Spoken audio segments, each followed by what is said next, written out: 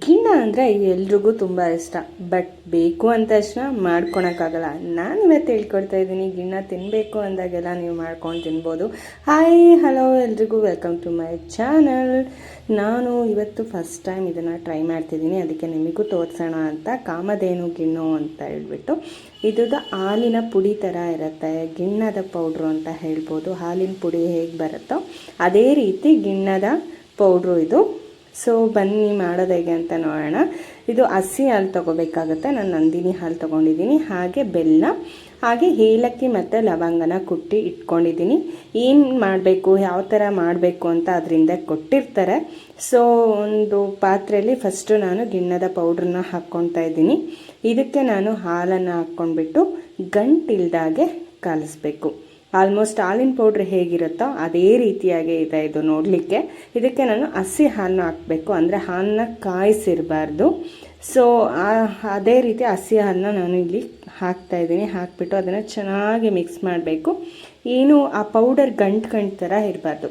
ನೀಟಾಗಿ ಅದು ಎಲ್ಲ ಮಿಕ್ಸ್ ಆದಮೇಲೆ ಆಲ್ಮೋಸ್ಟ್ ಹಾಲು ಥರ ಇರಬೇಕು. ಆ ರೀತಿಯಾಗಿ ನೀಟಾಗಿ ಅದನ್ನು ಮಿಕ್ಸ್ ಮಾಡ್ಕೋಬೇಕು. ಸೊ ನೀವು ಸ್ಪೂನಲ್ಲಿ ಮಿಕ್ಸ್ ಮಾಡ್ಬೋದು, ಅಥವಾ ಬೇರೆ ಏನಾದರೂ ಸಹಾಯದಿಂದ ಮಿಕ್ಸ್ ಮಾಡ್ಬೋದು. ಬಟ್ ಕಡಿಬಾರ್ದು, ಅದನ್ನು ಜಸ್ಟ್ ಮಿಕ್ಸ್ ಆಗಬೇಕು ಅಷ್ಟೇ.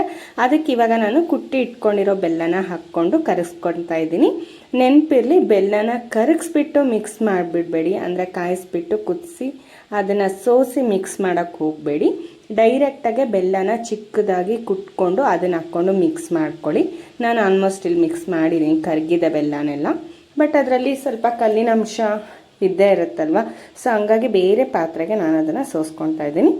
ಯಾವ ಪಾತ್ರೆಯಲ್ಲಿ ಅದು ಹಿಡಿಸ್ಬೋದೋ ಹಾಲು, ಆ ಪಾತ್ರೆನ ತಗೊಂಡು ಅದಕ್ಕೆ ನಾನು ಹಾಲನ್ನು ಸೋಸ್ಕೊಳ್ತಾ ಇದ್ದೀನಿ.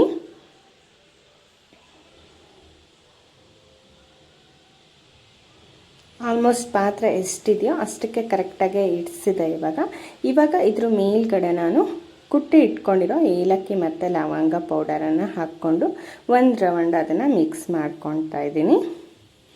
ಆಲ್ಮೋಸ್ಟ್ ಅದ್ರ ಪ್ಯಾಕೆಟ್ ಹಿಂದ್ಗಡೆ ಯಾವ ರೀತಿ ಮಾಡಬೇಕು ಅಂತ ಕೊಟ್ಟಿರ್ತಾರೋ ಅದೇ ವಿಧಾನನೇ ನಾನು ಬಳಸ್ತಾ ಇದ್ದೀನಿ ಇಲ್ಲಿ.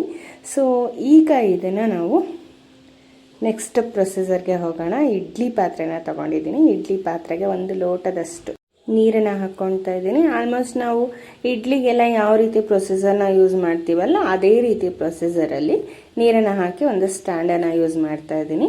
ಆ ಸ್ಟ್ಯಾಂಡನ್ನು ಮೇಲೆ ನಾನು ಇದು ಏನು ಪಾತ್ರೆಗೆ ತೊಗೊಂಡಿದ್ನಲ್ಲ ಹಾಲನ್ನ, ಅದನ್ನು ಇಟ್ಕೊಳ್ತಾ ಇದ್ದೀನಿ. ಅದನ್ನು ಇಟ್ಕೊಂಡು ಅದಕ್ಕೂ ಒಂದು ಸಪ್ರೇಟಾಗಿ ಪ್ಲೇಟ್ನ ಕ್ಲೋಸ್ ಮಾಡ್ತಾ ಇದ್ದೀನಿ. ಯಾಕಂದರೆ ಹಬೆ ಆಗಿರೋ ನೀರು ಅದರಲ್ಲಿ ವಾಪಸ್ ಬೀಳಬಾರ್ದು ಅನ್ನೋವಂಥ ಕಾರಣಕ್ಕೆ. ಸೊ ಇವಾಗ ಇಡ್ಲಿನ ಪಾತ್ರೆನ ಕ್ಲೋಸ್ ಮಾಡಿ ಸಣ್ಣ ಉರೆ ಮೇಲೆ ನಾನು ಇಟ್ಟಿದ್ದೀನಿ. ಈಗ ಆಲ್ಮೋಸ್ಟ್ ಒಂದು 20 ಮಿನಿಟ್ಸ್ ಆಗಿದೆ ನಾನು ಇಟ್ಬಿಟ್ಟು. ನೋಡೋಣ ಬನ್ನಿ ಯಾವ ಥರ ಆಗಿದೆ ಅಂತ. ವಾವ್, ಸಖತ್ತಾಗಿ ಬಂದಿದೆ ಮಾತ್ರ.